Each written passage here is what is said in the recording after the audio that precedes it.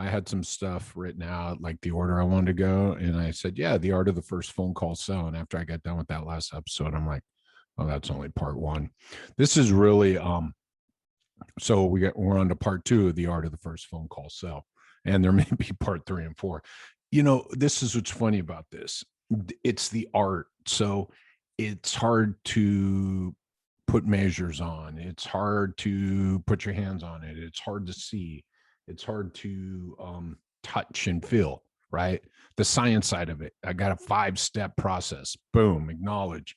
Boom, get the problem. Boom, expectations, right? Boom, boom, boom. Then the art is like, well, do this. And everybody's like, well, I kind of get it. And I'm like, cool, you're getting it. So we're going to go deeper on this art part, because you got to keep hearing it. And as long as you go, okay, I get what he's saying, and then you've got to do it, and you've got to listen. You've got to commit yourself and your team to doing it. Step one is doing it. Step two is listening and debriefing and reflecting and talking about it. That is the only way you will be successful at this. It is what it is. I'm not going to lie. It took me like 12 years to get here, right? Just kept doing all this shit. So I don't expect anybody to get this overnight, nor should you expect to get it overnight, nor should you expect your team to get it overnight. But damn, what you should all do is go, okay, yeah, I see where you're coming from here. There's this side, there's this side. And that's what I wanted to do with part one, because at the end of part one, I guarantee a bunch of people went, what the fuck just happened there? Go back and listen to it a few times, right? I wanted to keep it high level, right? So part one was really about this acknowledgement, this permission-based questions, the person who asks the most questions is in control of the conversation. The person who speaks the least is in control. So I'm going to go over more of that higher part of that first phone call and give you an example like I did. Now, as promised, and the idea I gave myself on where to go next is we can get in a little deeper into these steps so you guys can hear this conversation come together. So one thing I notice when I do my secret callers and when I listen to calls, right? The number one, right? So what do? I start at the beginning and I'm like, how is this call set up for success from the beginning? It's the ecosystem of your business. It's the first phone calls lost. It's either gained or lost in the first 1 minute, right? Are you in control of the conversation? Are you in the moment? Are you listening? Here's something cool I've learned about that acknowledgement step that I told you guys about, that I've referred back to, which is interesting, because if you think about it, I made acknowledgement part of the science, right? Because it's step one, but really where it really comes into play is the art of the conversation, right? It becomes a tool you use in the conversation to maintain control of the conversation, but also to make sure the person on the other end of the phone or across from you knows that it's all about them, right? So there's a couple things. I'll tell you the third thing that I learned with this acknowledgement. So I learned right about acknowledgement and where it fits in all this, and I started training people in it. And then I started listening to calls. And I would listen to people before they acknowledge, right? Before they were, doesn't mean they weren't acknowledging, but before the training and after the training. So, right, picking up the phone, saying the name, get going.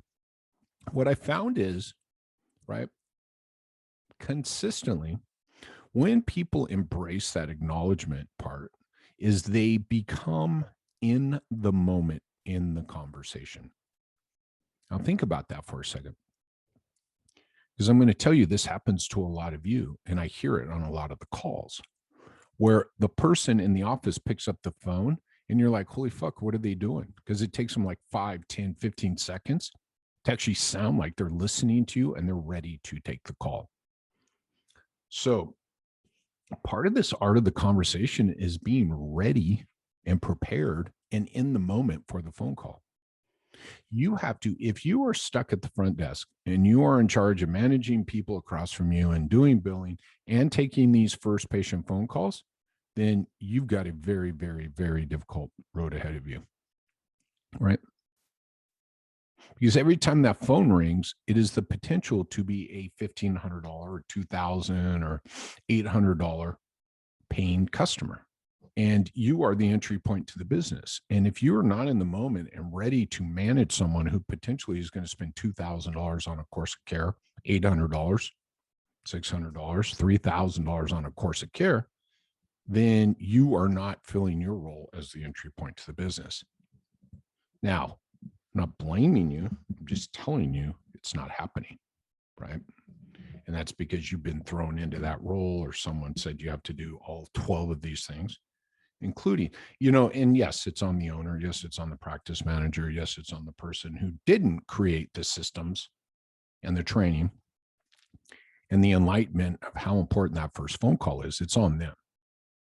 But you are the entry point to the business, the person answering the phone, and you're responsible for a course of care, because there's no course of care without you. There is no course of care without you completing this sales cycle number one and moving this person onto sales cycle number two, so the provider can be successful on getting agreement on a plan of care and then getting a completed plan of care. It all starts with you, the furthest upstream.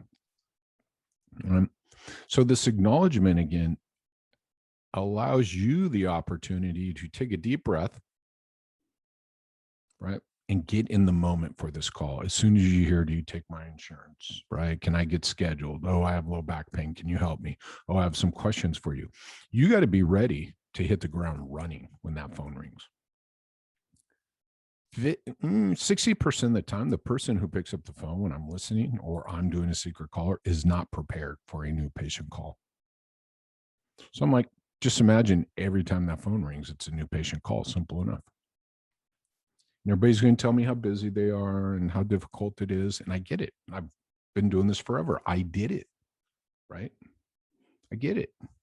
Yet that's not an excuse, right?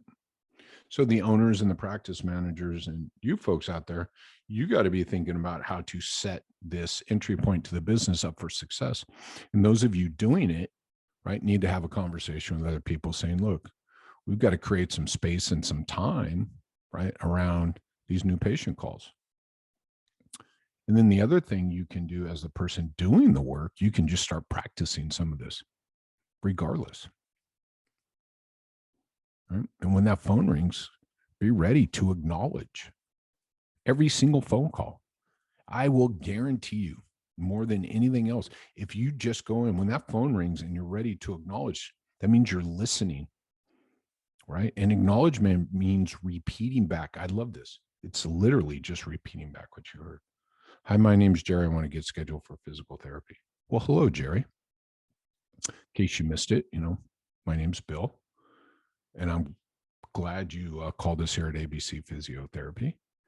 And I'm glad you got me, because I can definitely work with you and make sure that we're the best fit for you to get you onto the schedule. So here's what I'd like to do next, right? And you're just slowing down and you're reminding yourself what's got to happen here. I got to, right? You're not saying I have to acknowledge, because you already did it. Now you're like, onto the problem, onto the expectations, onto the expert, onto the hour with the expert. How are you going to pay? Let's recap this, right? That's it. So that acknowledgement not only helps you to make sure the person on the other end of the phone knows that they are the center of this call, it helps you to get centered and in the moment around the call. And that's where it all starts. And I'm going to tell you, I listen to calls, man, every day. And I'm like, most calls are lost in the first 30 seconds to a minute. You know what people do here a lot? Let me tell you this.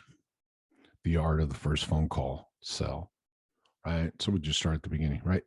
They'll get the acknowledgement down. They'll go a little fast. Here's what a lot of people do. They turn that get the problem into this, one of these two, and both of these are incorrect. And I'll tell you why. So, Jerry, I'm glad you called us here at ABC Physio, and I'm happy to get you on the schedule, right? I want to make sure I have the expert for you. So they do all that. And they can go, so, Jerry, tell me what's going on. Wrong. So, Jerry, tell me your story. Wrong. We don't need what's going wrong, what's going on. And we don't need their story. Their story is for the hour-long evaluation. people do this so often and they think they're doing the right thing with this. And I'm like, no, because why? You just gave up control of the conversation. Think about that, right? Everybody knows, damn, I hate doing this because every time I ask for their story, they talk. And I'm like, yeah. Every time I say what's going on, they just start talking. Yeah. Right. So part of this art and the acknowledgement, again, is taking control, asking that permission-based question, and then asking better questions. Shall we say, I don't want to say specific because it's not what are your goals, what's your problem? Better questions. So Jerry, tell me why it is you're calling me here today, right? What led you to this phone call today? Well, I want to get scheduled for physical therapy. I have some low back pain. Good, right? You definitely have called the right place, and I can make sure we're going to be the best fit for you. And I have the expert. Yet we got to go a little deeper into this. I'm curious, what is it you've done, right? What is it that's, that set you up with this low back pain? Oh, okay. Yeah. About 4 weeks ago, I was at the gym. This is what we want, not 30. Because by the way, here's the deal. I tell people this all the time. When you say what's going on or tell me your story, when they start telling you their story, you lost control because you lost the right to course correct them. You gave up that right. If I ask you what caused this back pain and you start going, well, about 30 years ago, and I go, oh, I've earned the opportunity to course correct it. Oh, Jerry, about 30 years ago. Oh, Bill, about 30 years ago. Oh, Jerry, I'm so sorry. I know I asked you what caused you to call today, but I'm curious what that information is going to be very, very important for your expert I get you set up with, right? During the evaluation. Today, I need to know what has led you to the call today, right? Was there a flare up? Is there a new injury, right? And so you can even further break it down to get them more focused on what you need. That right there will save you more time and energy than anything else. And that is big part of the art of the conversation, how you ask the questions. Again, I'm only going to say it twice because we're never going to say it again, is tell me your story and tell me what's going on is completely wrong. Everybody does it. And what happens? The owners, the practice managers, front desk manager. Yeah, just find out what's going on. Find out what their find out what's going on.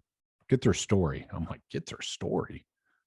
Well, it started way back, right? That's a Beastie Boys song, by the way. Yeah. And so again, and then we go, and then all they do is talk. And it's because we haven't told people, we say get their story, find out, but they don't have the context. Again, they don't have the 5-step intake process, right? They don't know what is the goal of this question. Everything you ask, everything you say on this phone call has an objective and a goal, right? I told you this whole thing I started at the beginning, I acknowledge to achieve about 3 things. I then ask permission-based questions to make sure we can go in the direction I want to go.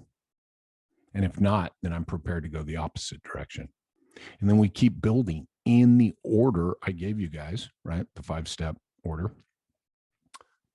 Because we need those things in order to do the next thing. I need the problem to be solved because then I want to know their expectations around what they've done to solve that problem before. Then I use the problem to be solved and the expectation to sell the expert, right? Blah, blah, blah, blah, blah. So it must be in this order. So if someone wants to go out of this order and talk about cost first, when it's actually it's in the 4th step, right? That throws a wrench into my system. So I got to redirect.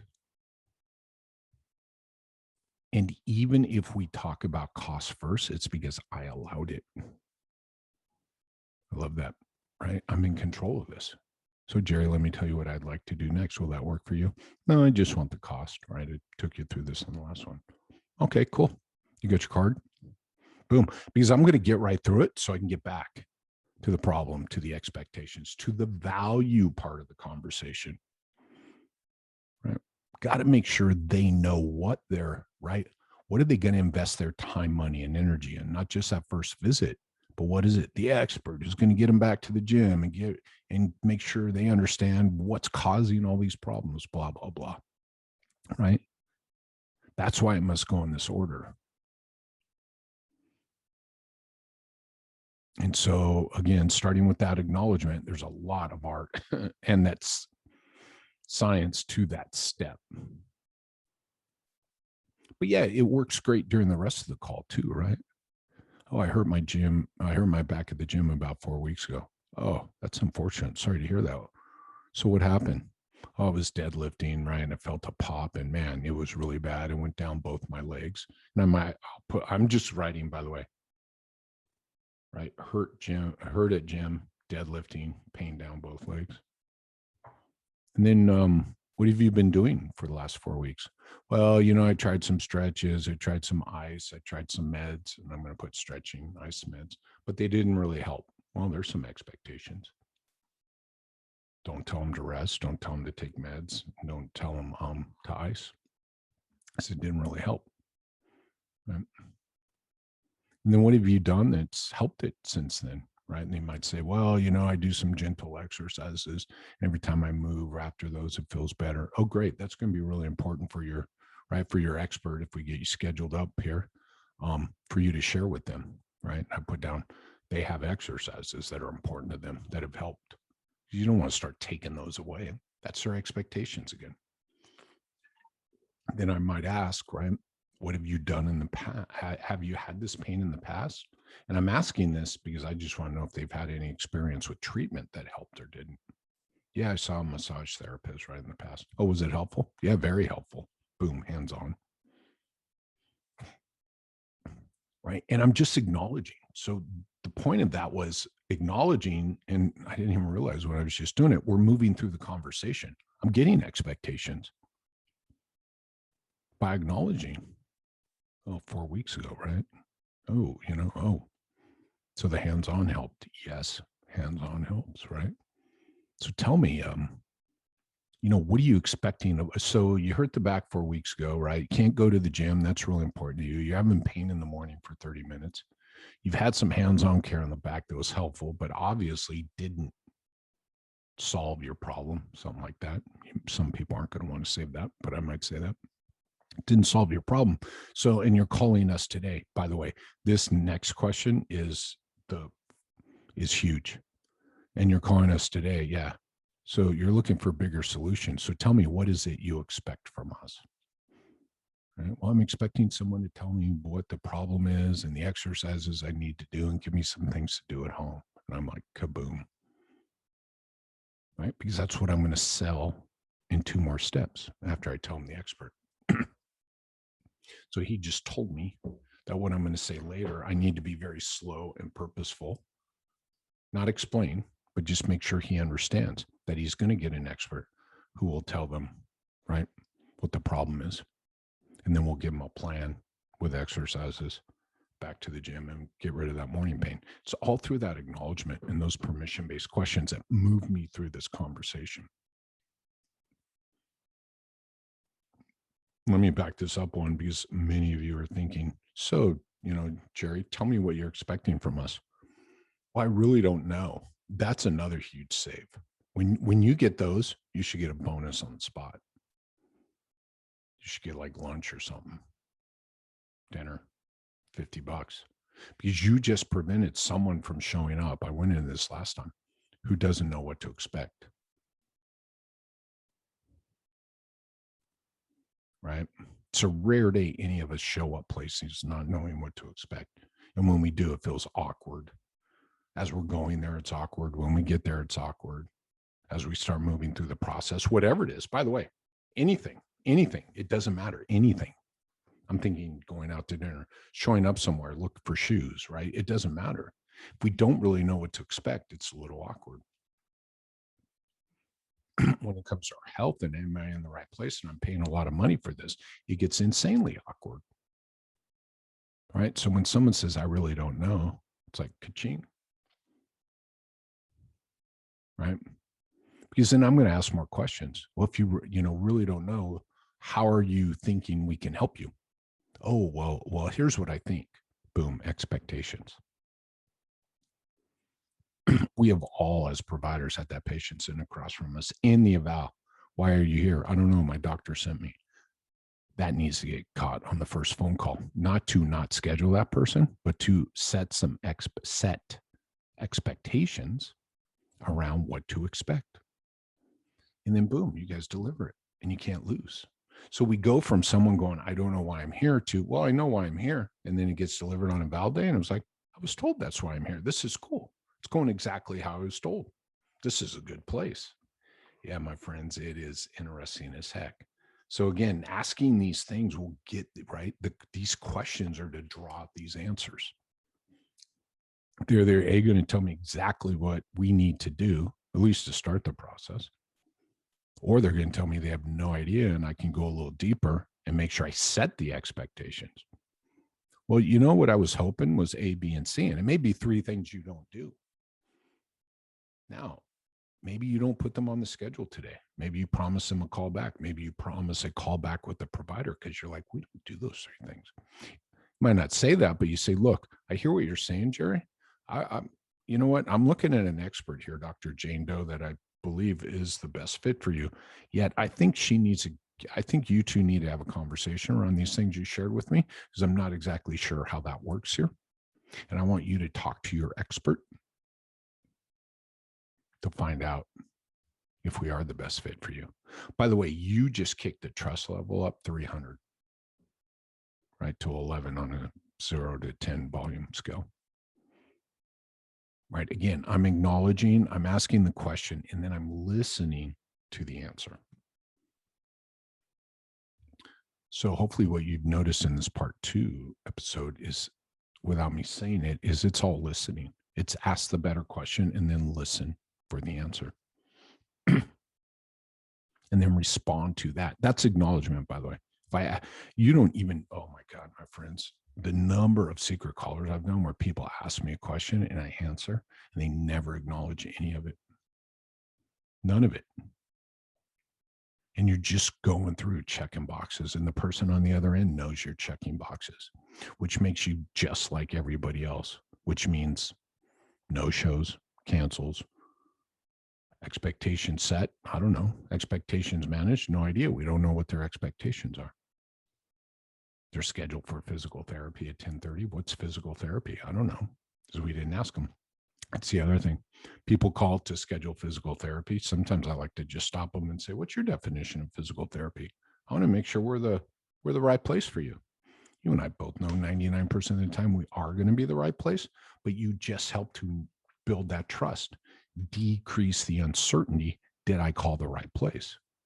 By the way, what else I love, a lot of people say, well, physical therapy, it's all the same.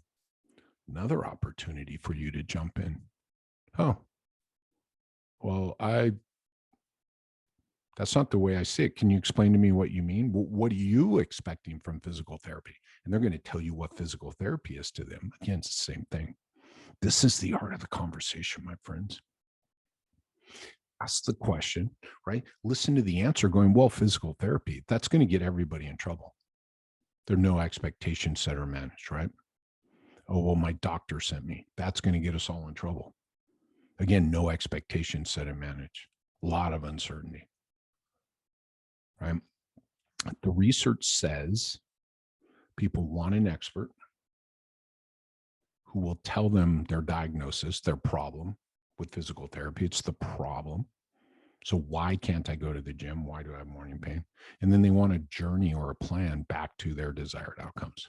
Boom. That's a physical therapy eval, right?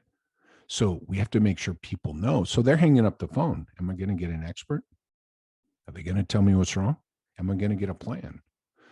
That's what this whole process is about. It's just laying that out. And you start asking questions. Well, all physical therapy is the same. And you're like, oh, really, Jerry? I hear that a lot from people when they call here. Yet when people leave here, they say we're not like all the other places they've been. So would you mind if I ask you what you're expecting of us? Boom. Right. You guys have all heard this, right? Again, this is I gotta be listening. I must be listening so I can respond to these things. Right. So that I can make sure I know their problem, their expectations, so I can get them set up with the expert who will be seeing them for an hour and taking a deep dive into their history. We'll take them through a hands-on and movement assessment, and we'll discuss with them why they are having difficulty getting back to the gym pain-free and why they have that pain in the morning. And then there'll be some treatment, right? Probably some exercises for you, Jerry. And then lastly, Jerry, the big thing, you and Dr. Jane Doe at the end of all this, she's going to sit down with you and she's going to take you through what we call your plan of care. She's going to show you a map to your journey back to the gym pain-free and no pain in the morning. She's going to talk about treatment, services, the length of the visits, the duration of the visits, all of it with you at the end of this. Right? And that's really what you're coming for on Thursday. I used to sell that plan of care just like that on the phone calls. Right? So if we get to the end of that, right, in the recap I talked about, right, then all we got to do is repeat what we said. All right, Jerry, let me just recap this call with you. Let me just review the call with you. And I'm going to go back, making sure they know they have an expert who's going to tell them what the problem is and is going to give them that plan of care. Make sure they know their time, right, the paperwork, everything. All right. And this is that, again, the art of the conversation where this started around the acknowledgement to get control of the conversation, to make sure you maintain control of conversation, to make sure you know the better questions to ask so that you can get the answers you need. And then you respond to the answers. You don't just go on to the next questions so that you can build this, right? This picture based on their problems and their expectations that there is no better place in town for them. And that's what you're preventing is when they hang up the phone, them going, I need to call a couple more places. I tell everybody if that person hangs up and goes, man, I called the right place. Wow, that was different, right? Then you've done your job well. And that's all on you. Because I'm going to tell you right now, most people have a list of places and they're just trying to figure out when to stop calling. Cool. Lots of stuff in here. Probably didn't go as deep as I wanted. There'll probably be a part 3, the next episode.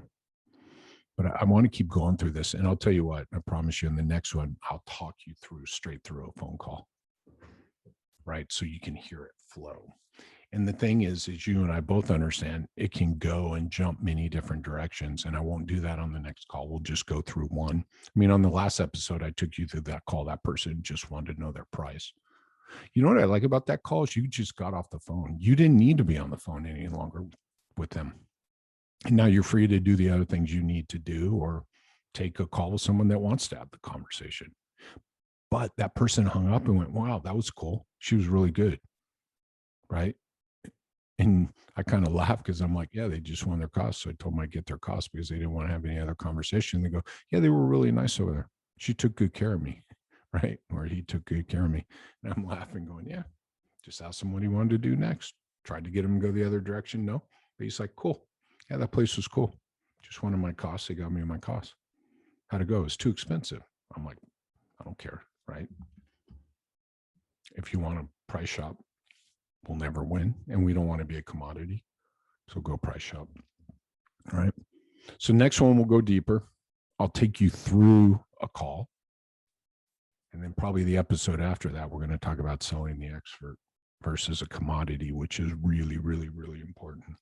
Because most of you all, most of the calls I listen to, most of the calls I make, there is this constant weaving back and forth between talking about experts, but then making it about a commodity. And you don't want to be a commodity because it's that other example. I was 150. I found a place down the street for 120. And you're like, really? That's what a commodity is. Right? But an expert, people will drive for an expert. People will wait for an expert. People will pay more for an expert. So, right, that's what? Step 3. All right, acknowledge. Problem to be solved. Expectations. Then we sell the expert. Right? These just, again, these all build on each other through this conversation. All right. Appreciate your time. I hope you're getting some good stuff out of this. You're probably going to have to listen to these middle ones 3 or 4 times to really draw the most stuff out of them. But that's the way I want them to be. Right? This is the hard part, man. You can't measure it. You can't, right? You can't taste it. You can't see it. You can feel it for sure, right? You can hear it when you're listening to the calls. So that's the way I want this to go. All right. Cheers, all. Thanks again.